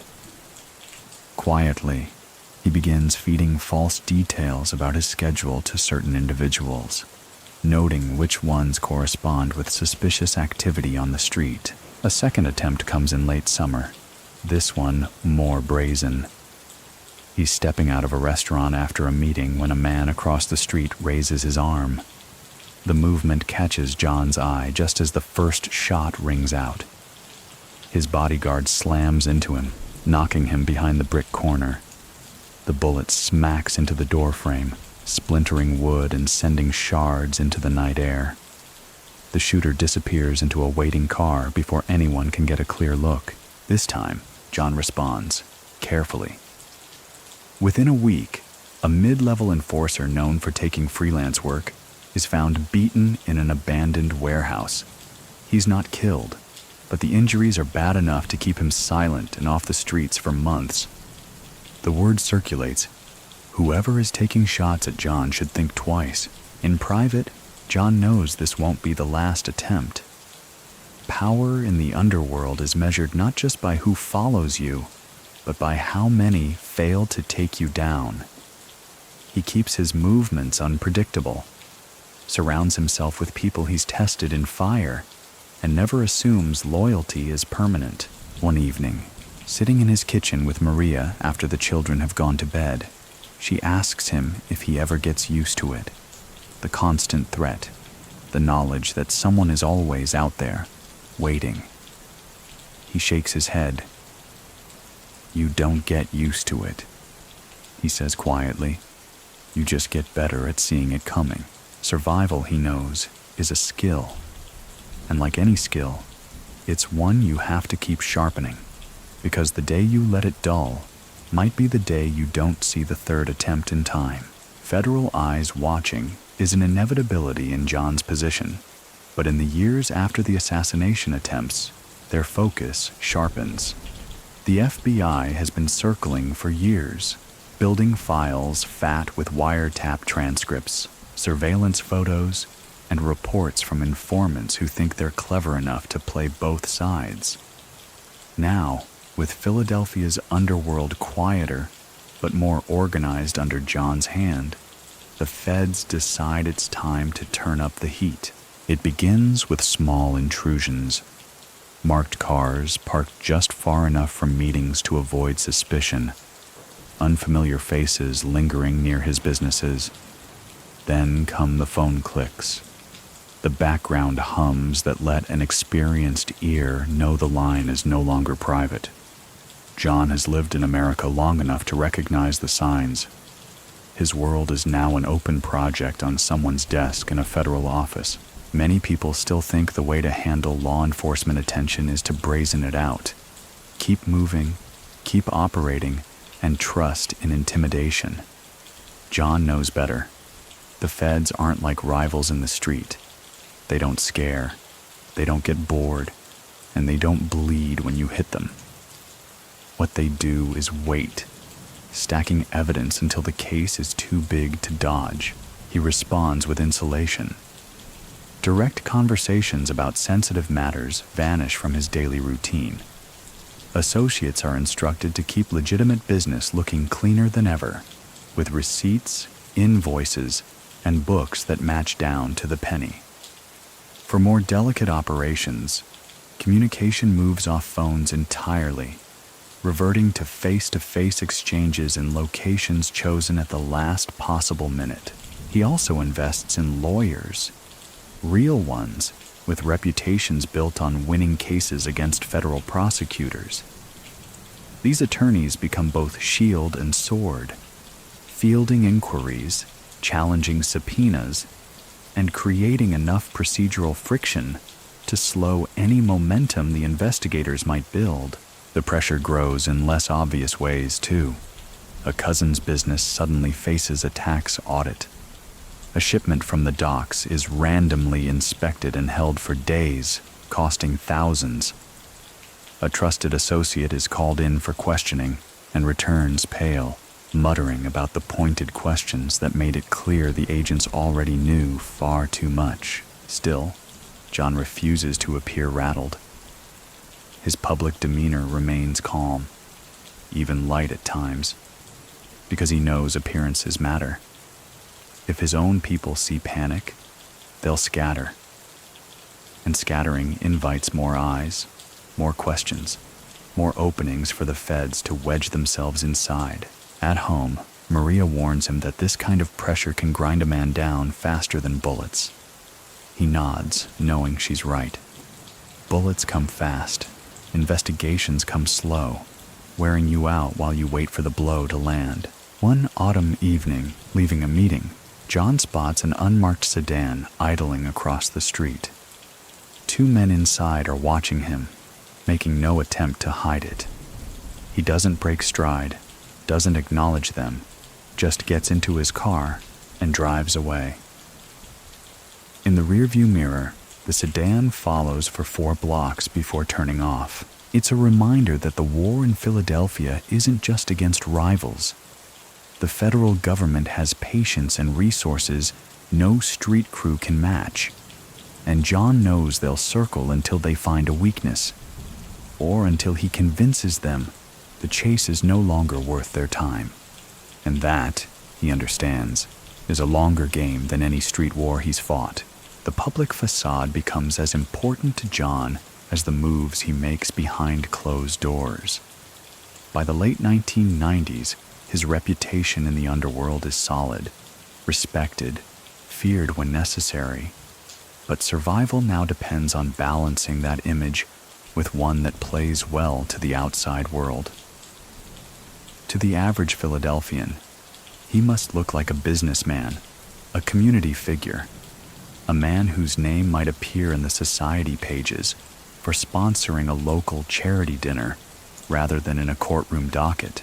He leans into legitimate ventures, expanding his portfolio of restaurants, small import companies, and construction firms. These businesses serve multiple purposes. They launder money cleanly, employ people who owe him loyalty, and, just as importantly, give reporters and neighbors something respectable to attach to his name. When a local paper runs a profile on neighborhood business leaders, his photograph, smiling in front of a ribbon cutting, sits comfortably between a hardware store owner and the president of a credit union. Maria plays a role in this facade, too.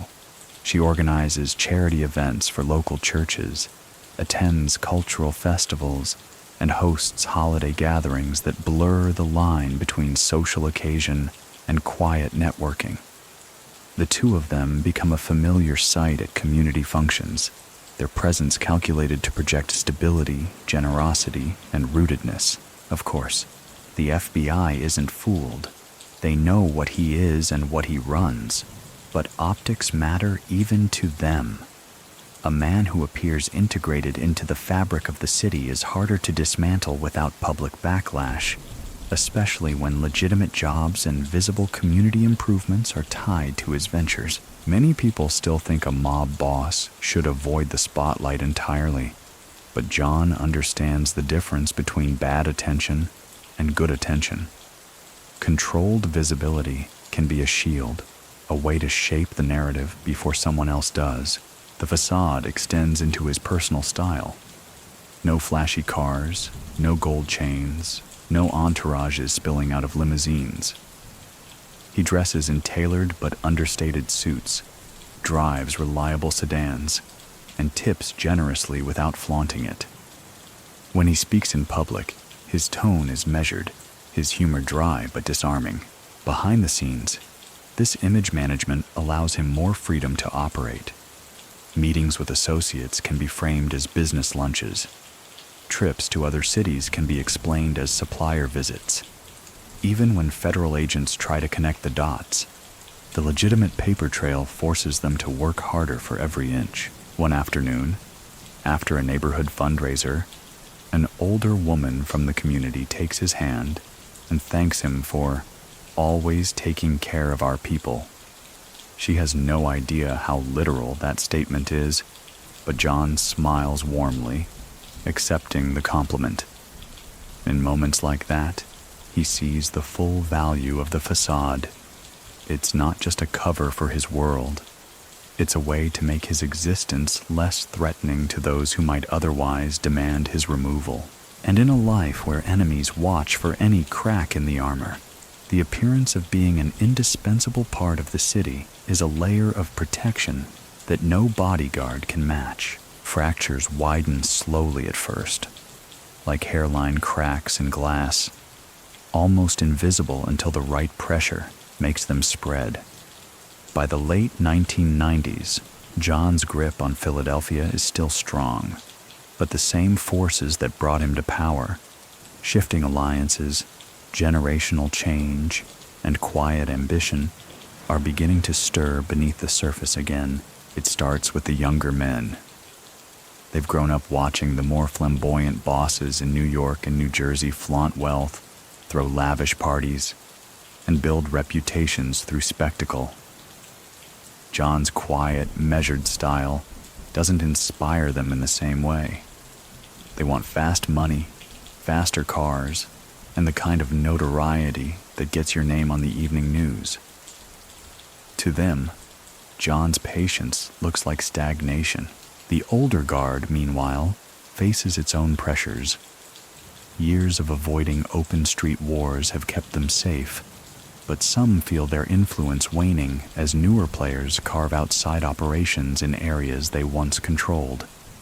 These veterans still respect John, but respect alone doesn't keep them from exploring opportunities that might run parallel or directly against his authority.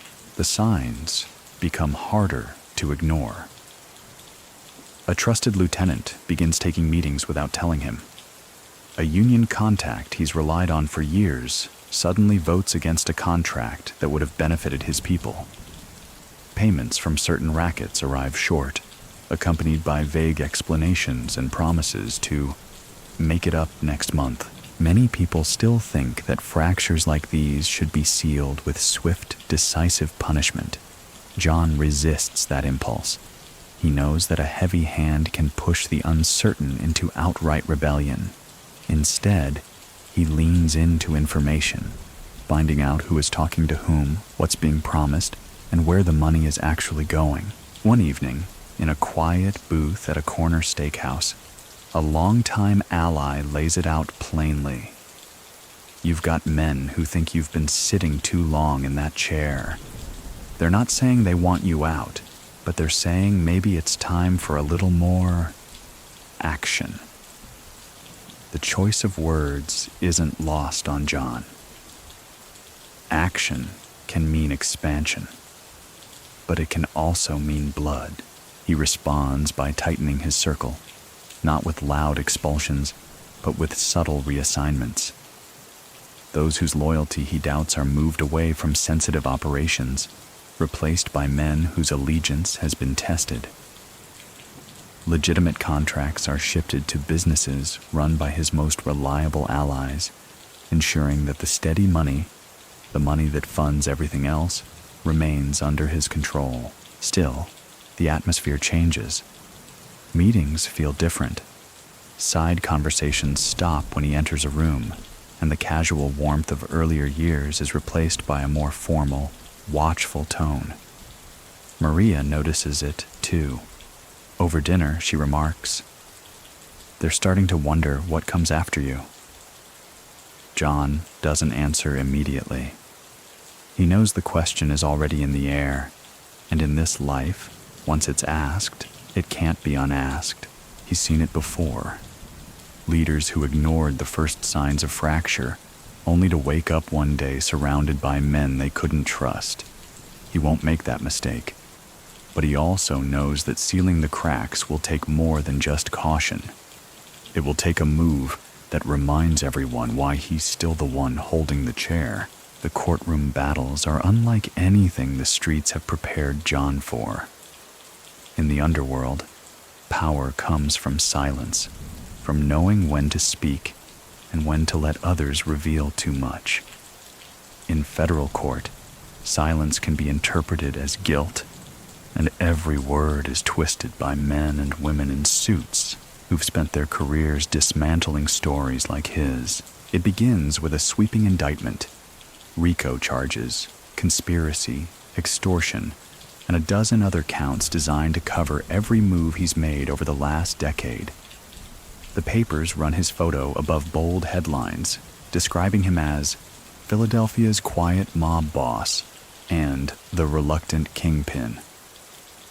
He reads the coverage without emotion, knowing the real fight will be in the months to come.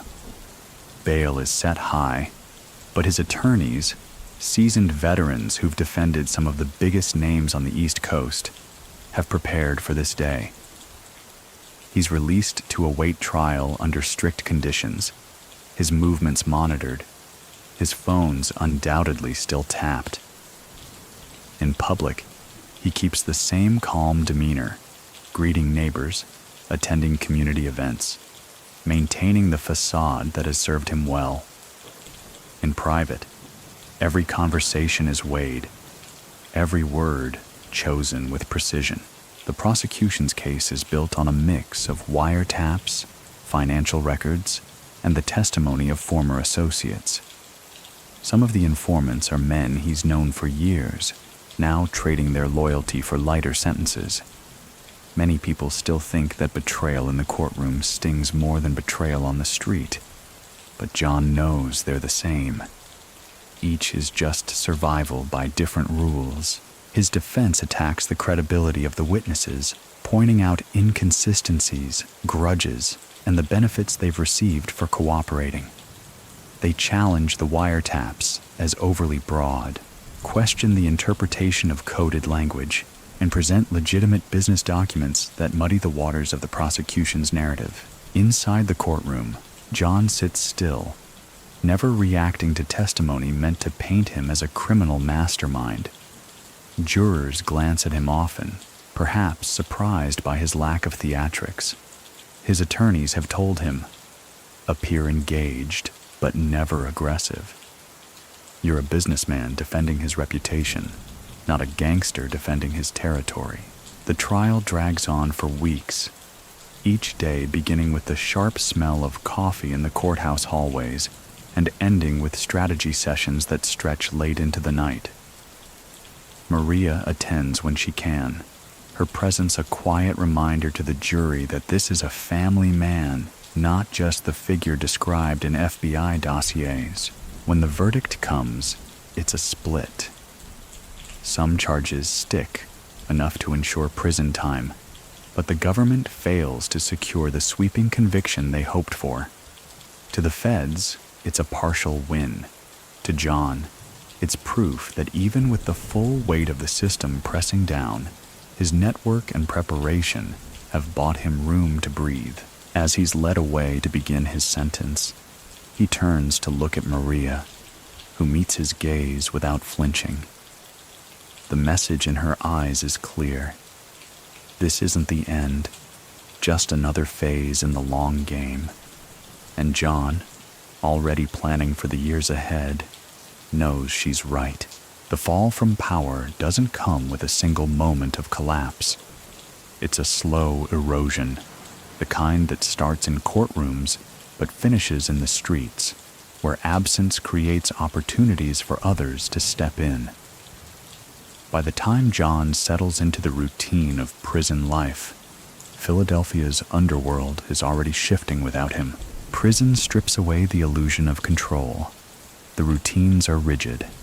Count times, meal times, yard times, and every movement is monitored. Yet even here, influence can be felt. Other inmates know who he is, some offering deference, others keeping their distance. His name still carries weight on the outside, but he knows that weight is being redistributed with every passing week. Letters from trusted associates tell him what he already suspects. Territories are being tested, agreements renegotiated, and rival factions are quietly taking pieces of what he built. Many people still think that leadership can be maintained from behind bars, but John understands the truth. Without your presence, your influence fades faster than you want to believe. He works to slow that fade. Visits from loyal lieutenants become strategy sessions disguised as personal check-ins. Messages are sent through coded language in letters, careful enough to pass inspection, yet clear to those who know how to read them. He makes sure that key people are still paid, that families of the faithful are supported. A man who looks after his people from inside earns loyalty that can outlast a sentence. Still, there's no denying the reality. Younger leaders step into the vacuum, some too reckless, others surprisingly competent. They're not interested in preserving John's cautious style. They want their own mark on the city. For some, that means undoing the very rules that kept the street stable under his watch. The hardest part isn't watching control slip. It's knowing he can't act directly to stop it. The walls around him are more than physical. They're barriers to the small, instinctive moves that once kept him ahead of rivals and law enforcement alike. Now, each decision must pass through intermediaries, each plan slowed by distance and delay. Maria visits as often as she can, her presence a steadying force. She updates him on the outside world, both the legitimate fronts and the whispers from the street. Over plastic cups of weak coffee in the visitation room, she tells him which names are rising, which alliances are forming. He listens, storing every detail. One afternoon, as the visit ends, Maria leans in and says quietly, "They're already rewriting the story. Don't let them finish it without you." It's a reminder that the fight for legacy isn't over, even if the fight for the throne might be. When John walks back through the metal detector toward his cell block, he knows the city will never look exactly the same when he returns. The fall from power is real, but as long as he's breathing, he tells himself, there's still a chance to shape what comes next.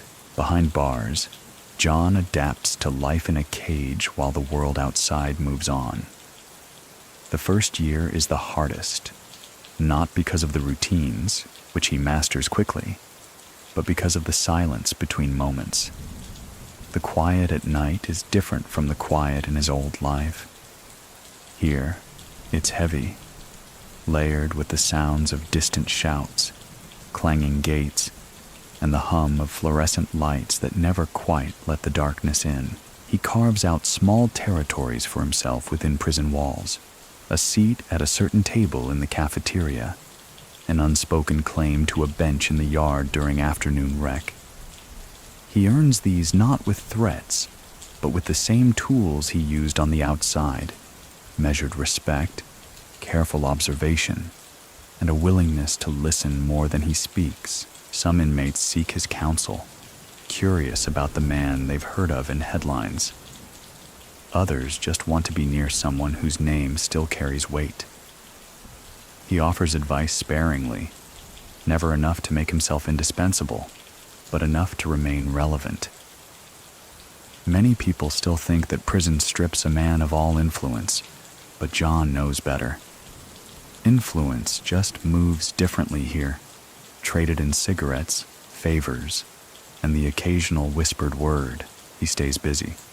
Books, workouts, and correspondence with Maria fill the hours.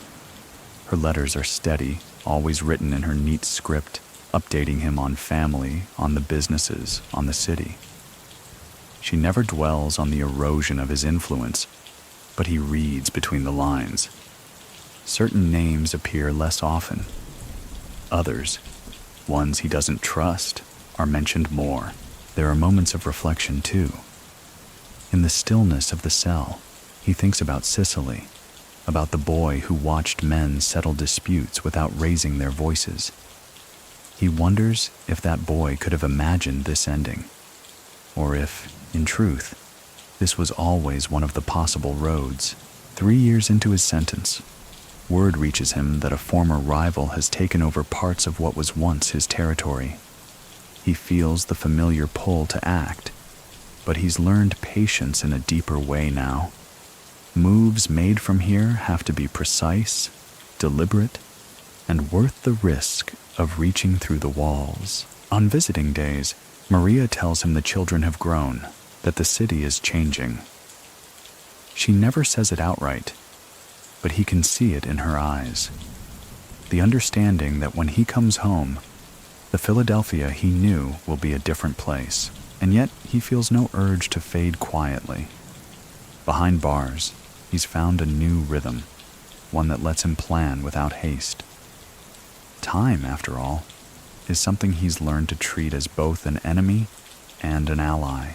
The years pass slowly, and the seasons are marked more by changes in the light through the barred window than by any calendar. Outside, the city shifts in ways he can only imagine. New towers rise, old streets are repaved, faces change in the neighborhoods where his name once commanded both respect and caution. Inside, life remains measured. Walks in the yard, shared meals, the low hum of voices echoing off concrete walls. When John closes his eyes at night, he sometimes finds himself back in Sicily, a boy perched on a low stone wall, watching the men of the village speak in tones meant only for each other. The same instinct that drew him in then still sits in him now, a pull toward understanding the quiet negotiations that shape the course of lives, the noise of ambition, the flash of power, the sharp edge of betrayal. These have all been constants in his story. But here, in the enforced stillness, he has come to see the value of the spaces in between, the measured pause before a reply, the silent walk back to a cell, the patience to wait for the right opening. In time, the gates will open for him again. Whether he steps back into the shadows of power or into something quieter remains unwritten. But as the days slide into years, one truth holds steady. A man who has survived storms, betrayals, wars, and the weight of the law carries with him an understanding that power is never truly held. It's borrowed, for as long as you can keep it.